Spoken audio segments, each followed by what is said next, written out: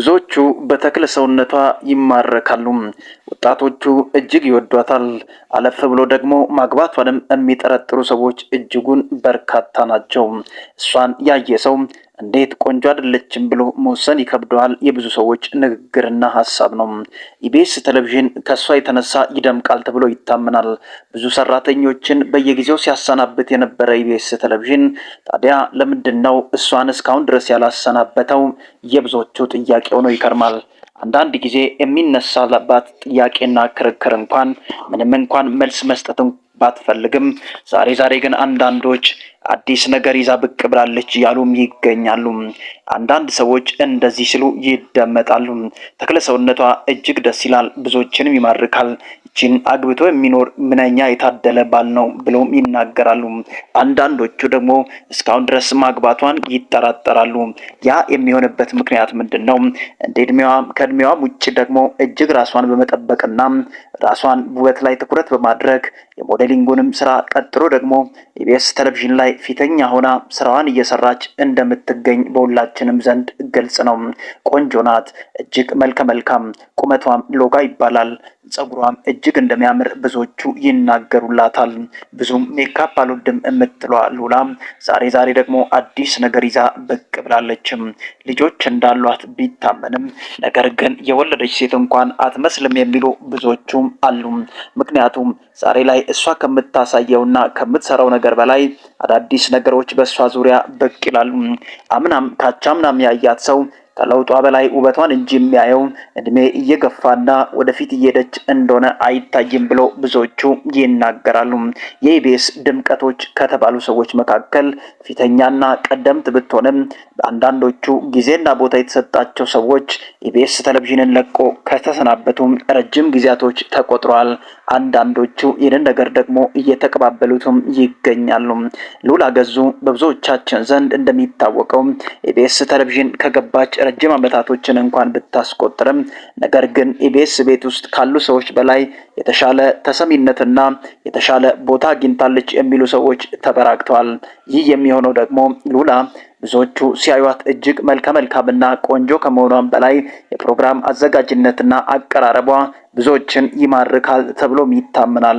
ከዚህ የተነሳ ይመስለኛል አብሯት የጀመሩ ኢቢኤስ ላይ የገቡ ሰዎች ብዙዎቹ ተሰናብተዋል፣ ብዙዎቹም ጥለው ሄደዋል። ዛሬ ግን የሰማናቸውን ነገሮች ማመን ቢከብደንም ብዙዎቹ ሲሰናበቱ ሉላ እንዴት ቆየች የብዙ ሰዎች ጥያቄ ነው። ወጣት ብትሆንም ነገር ግን የሚያሰራት አሰሪዋንም ጨምሮ ወይም የኢቢኤስ ኃላፊውም ጨምሮ ብዙዎቹ እንደሚወዷት ይነገራል።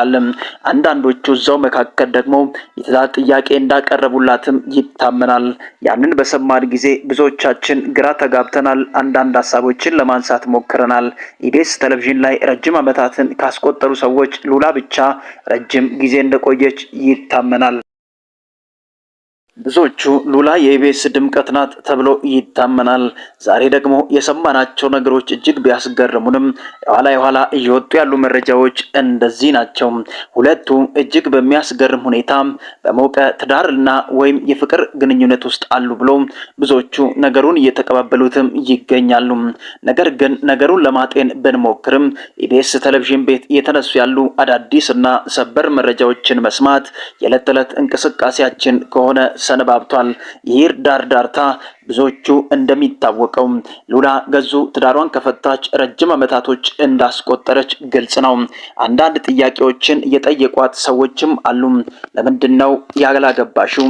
እስካሁን ድረስ ዝም ብለሽ የተቀመጥሽበት ምክንያት ምንድነው ተብሎ ቢጠየቅ አንዳንድ ቦታዎች ላይ ለመናገር ደፍራ ግልጽ አላደረገችውም ነገሩን። የኋላ አንድ ነገር ግን ብቅ ብላ ስታወራ ተሰማችም። ይህ የተሰማው ነገር እንደዚህ ነው። አግብቶ መፍታት እጅግ ከባድ ነው። ምክንያቱም ደግሞ እኛ ምንም ያክል ጠንካራ እንደሆንን ብናስብም ነገር ግን ከተፈጥሮ ጀምሮ አንዳንድ ፈተናዎች ህይወታችን ላይ ይመጣሉ። ልጆቻችን ደግሞ እያሳደግን በምንቀጥልበት ጊዜ አባታችን ወዴት አለ የሚል ጥያቄ መጠየቃቸው የሚቀር ጉዳይ አይደለም ስትል ተደምጣለች። ያ ደግሞ ምን አብሮ ያስነሳል? በዚህ ሰዓት ብቻዋን ሆና መግፋት ብትችልም ነገር ግን የህይወት አጋርና የልጆቿንም ጥያቄ ሊያሟላ የሚችል አባት ፍለጋ ግዴታ ነው ሲባል አንዳንድ ሰዎች ለማውራት ሞክረዋል። ታዲያ ይህንን ርቀትና ረጅም የእድሜ ጉዞ ብቻዋን ለመምራት ብትታገልም የኋላ ግን ነገሮች ዙሪያቸውን እያከረሩና ተፈጥሮንም ጨምሮ ሌሎች ፈተናዎች እየበረቱም ይመጣሉ። ልጆች አባታቸውን ይጠይቃሉ ወይም እንደ አባት የሚያሳድጋቸውንና የሚመራቸውን ይፈልጋሉ። አንዳንድ ጊዜ በራሳችን በኩል ወስነን የምንሄድባቸው የህይወት ርቀቶች አንዳንድ ጊዜ ጥያቄ የሚያስነሱ ሊሆኑ ይችላሉ። ለኛ መልስ እንኳን ብናገኝ ለልጆቻችን መልስ ልናገኝ ዘንድ ይገባል ብላ ስታወራ ተደምጣለች። ዛሬ ኋላ ደግሞ የተሰሙ ነገሮች አሉ። ሶሻል ሚዲያዎችን እያጨናነቁ ያሉ አንድ ጉዳዮች አሉ። ኢቢኤስ አዘጋጁ ዳንኤል ከሷ ጋር አንድ ነገር ጀምሯል ወይም በፍቅር ግንኙነት አንድ ሁለት ማለት ጀምሯል የሚሉ ዜናዎች ሚዲያውን አጨናነቁም። ዛሬ የሰማናቸው ነገሮች አዳዲስ ቢሆኑም ነገር ግን ዳኒ እንዴት ነው ታዲያ ትዳሩንስ ምን አደረገ ላይ አድርሶ ነው ከሷ ጋር ህይወት የሚጀምረው? የብዙ ሰዎች ጥያቄ ነው። ነገሩን ግልጽ ለማድረግ ያክል ዳኒ ረጅም አመታቶችን በፍቅር ከቆየ ወይም አግብቷት ከሚኖረው ሚስቱ ጋር ከተፋቱ አመታቶችን እሱም እንዳስቆጠረ ግልጽ ነው። ከኢትዮጵያ ውጪ ሄዶ ስዊድን ሀገር ለመኖር ቢሞክርም ነገር ግን ህይወት አልተቃናለትም። እሷ ኢትዮጵያ መኖር አትፈልግም። እሱ ደግሞ እሷ ወዳለችበት ሀገር ለመሄድ ሞክሮ አልተሳካለትም። ምክንያቱም እዚህ ብዙ ህዝብና ትውልድ ያቀኛል፣ ይከተለኛል። ከዛ ውጪ ደግሞ የሚወደኝን ህዝብ ትዬ እንዴት ወደ ማላቀው ሀገር ሄዳለው? የብዙ አመት ክርክር እንደነበር ግልጽ ነው። በስተመጨረሻም ዳኒም ተለያይቶ መኖርን ምርጫ አድርጎ እሷ የራሷን ህይወት ጀምራ ረጅም አመታቶችን አስቆጥራ ተለያይቶ እየኖሩ እንደሆነ ግልጽ ነው። ታዲያ ሉላም ብቻዋን ነች፣ ዳኒም ብቻውን ነው። ኢቢኤስ ፕሮግራሞችን ሲያዘጋጁ በደንብ ካያቸዋቸው በፍቅር የጦፉ ይመስላሉ። እያንዳንዱ አይን እንቅስቃሴያቸውንም ጨምሮ እያንዳንዱ የህይወት መልካቸው ያስታውቃል። ሁለቱም በፍቅር የከነፉ ይመስላል የሚል ዜና ተበራከተ። የኋላ ነገሩን ስታስብና ስትሰማ ሉላ መልስ ለመስጠት ደፍራ መጣቻሉ። እንደዚህ ነው የተባለው ጉዳይ። ዳኒ እጅግ መልካምና ጥሩ ሰው ነው። ልጆችንም በተደጋጋሚ ሄዶ ይጎበኛቸዋል፣ ይጠይቃቸዋል። መልካም አባት ሊሆንላቸው እንደሚችልም በተደጋጋሚ ልጆችም ለኔ አውርተውልኛል። ልጆቼም ቀረብ ብለው ከሱ ጋር ሲጫወቱና ሲስቁ በተደጋጋሚ አይቻለሁ። አሁን ላይ እንዲህ ነው ብዬ ሙሉ በሙሉ ውሳኔን ማሳወቅ አልችልም። ነገር ግን ልጆቼ ከኔ በላይ ዳኒን ወደውታል። በተደጋጋሚ ቤቴ ሄደ ያገኛቸዋል፣ ያወራቸዋል፣ እንደ አባትም ይመክራቸዋል የሚል ነገር አስተላልፋለች። አሁን ላይ እኔ ሙሉ በሙሉ መወሰን ባልችልም ነገር ግን ልጆቼ እያመጡ ያሉት ጫና እጅግ ፈታኝ ስለሆነ በቅርቡ አዲስ ነገር የሚኖረን ይመስለኛል። ነገር ግን በጣም አከብረዋለሁ፣ እወደዋለሁ። ከሱ ጋር ብሬ ስራ ስሰራ እጅግ ይቀናኛል፣ በጎ ነገሮችንም ይመክረኛል። ከኔ በላይ ልጆቼ ይወዱታል። ስለዚህ አንዳንድ ጊዜ ለልጆቻችን ደስታ ስንል አዳዲስ ውሳኔዎች ውስጥ ልንገባ እንችላለን።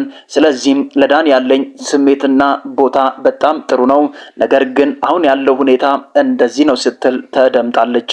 ሙሉ በሙሉ በፍቅር ውስጥ እንዳልገባች ለመናገር ብትሞክርም በንግግሯ መሃል አይኗና ሁኔታዋ እጅግ ያስታውቃል የሚሉ ሰዎች ተበራከቱ።